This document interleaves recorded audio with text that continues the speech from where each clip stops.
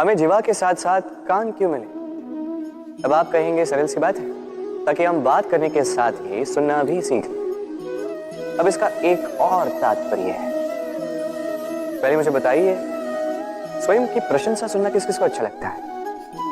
सभी को अच्छा लगता है। अब यही, यदि इन कानों से आप स्वयं की प्रशंसा सुनना चाहते हैं तो सर्वप्रथम इस जीवा से दूसरों की प्रशंसा करना सीखें। अब प्रशंसा के विषय में एक अत्यंत महत्वपूर्ण बात आपको बता देता हूं। कभी किसी की प्रशंसा यदि आप करते हैं तो सर्वप्रथम उस व्यक्ति का उत्साह बढ़ जाता है। तत्पश्चात स्वयं यदि झांक कर देखें तो इस मन में भी संतोष और प्रसन्नता आ जाती है। और एक बार ये मन प्रसन्नता से भर जाए, तत्पश्चात कोई प्रशंसा करे या ना करे, कोई अंतर नहीं पड़ता। इसलिए सदैव दूसरों का मान करें, आदर करें, उनकी प्रशंसा करें। यदि इन कानों से आप स्वयं की प्रशंसा सुनना चाहते हैं तो सर्वप्रथम इस जीवा से दूसरों की प्रशंसा करना सीखें। अब प्रशंसा के विषय में एक अत्यंत महत्वपूर्ण बात आपको बता देता हूं। कभी किसी की प्रशंसा यदि आप करते हैं तो सर्वप्रथम उस व्यक्ति का उत्साह बढ़ जाता है। तत्पश्चात स्वयं यदि झांक कर देखें तो इस मन में भी संतोष और प्रसन्नता आ जाती है। और एक बार ये मन प्रसन्नता से भर जाए, तत्पश्चात कोई प्रशंसा करे या ना करे, कोई अंतर नहीं पड़ता। इसलिए सदैव दूसरों का मान करें, आदर करें, उनकी प्रशंसा करें, प्रसन्नता बांटें। जिनमें जो भी अच्छाइयां हैं उन्हें बताएं, उन्हें स्मरण करवाएं कि वो भी अच्छे हैं। उनका उत्साह बढ़ाएं, वो जीवन में आगे बढ़ेंगे और ये जीवन आपको कभी पीछे नहीं रहने देगा। क्या आपने कभी दर्पण देखा है? क्या हम में से ऐसा कौन है जिसने दर्पण नहीं देखा?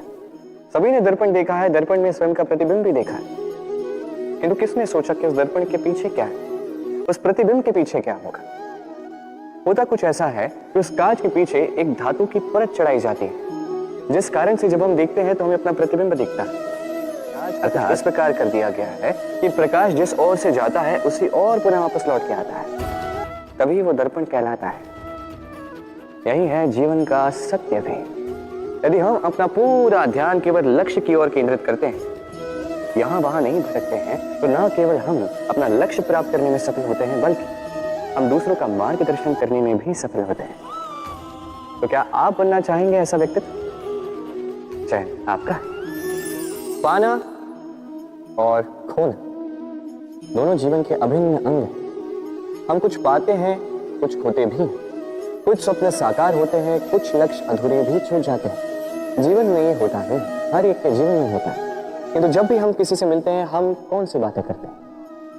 हम उसी की बात करते हैं जो हमने खोया है। स्वयं भी दुखी होते हैं, सामने वाले के मन को भी दुखी कर जाते हैं। इससे कुछ विपरीत करने का प्रयास कीजिए, सकारात्मक बनने का प्रयास कीजिए।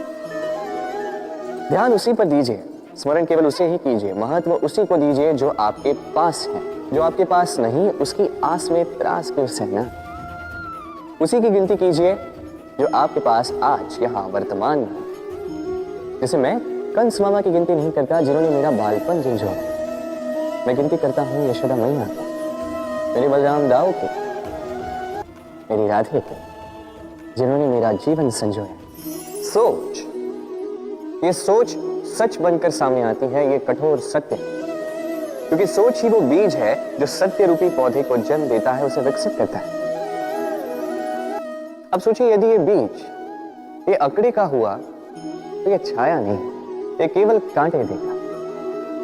वही यदि ये बीज बरगद का होगा तो वो एक ऐसे वृक्ष में विकसित होगा जो अनेक वर्षों तक अनेक पीढ़ियों को छाया देगा, पंछियों को घर देगा। उसी प्रकार ये सोच, यदि ये सोच छोटी सोच हुई तो आपको शंकाएं ही देगी। यदि ये सोच बड़ी हुई तो आपको समाधान देगी। तो सोच समझकर अपनी ये सोच चुनिए। ये सोच आपको शंका भी दे सकती है, समाधान भी दे सकती है। क्या चुनेंगे आप? शंका या समाधान? छोटी सोच या बड़ी सोच? चयन आपका है। जीवन और मृत्यु दोनों जीवन के दो अटल सत्य हैं। जिसने जन्म लिया है उसे मृत्यु प्राप्त होनी है, यही नियति। अब एक बात है, मृत्यु सभी को आती है, जीवन जीना सबको नहीं है। समस्त जीवन व्यतीत कर जाते हैं किंतु जीवन जी नहीं पाते, समझ ही नहीं पाते करना क्या है। जीवन जिए तो जिए कैसे? जीवन जियो तो उस दिए की भांति जो अपनी लौ से असंख्य दियों को प्रकाश देता है, तो बुझते बुझते भी अंधकार से लड़ता है। कदाचित इसीलिए जहां दिए को रखा जाता है उस स्थान को पूजा जाता है, उसे पवित्र माना जाता है। एक बात तो है, मृत्यु सभी को आनी है, चाहे मैं, चाहे आप, चाहे हर कोई एक न एक दिन संसार से जाने वाला है। किंतु आपने इस जीवन में किया क्या, ये महत्व रखता है। और जिसे जीवन जीना आ गया वो मृत्यु के पश्चात भी जीवन जीता है, वो अमर बन जाता है। कहा जाता है व्यक्ति को अपने चरण दृढ़ रखने चाहिए, कि जहां चरण होंगे उसी के अनुसार मार्ग होगा, उसी के अनुसार लक्ष्य भी होगा। किंतु क्या केवल इन चरणों पर ध्यान देना ही पर्याप्त है? नहीं, इससे कहीं अधिक महत्वपूर्ण होता है आचरण। जैसा आपका आचरण होगा उसी दिशा में आपके चरण होंगे।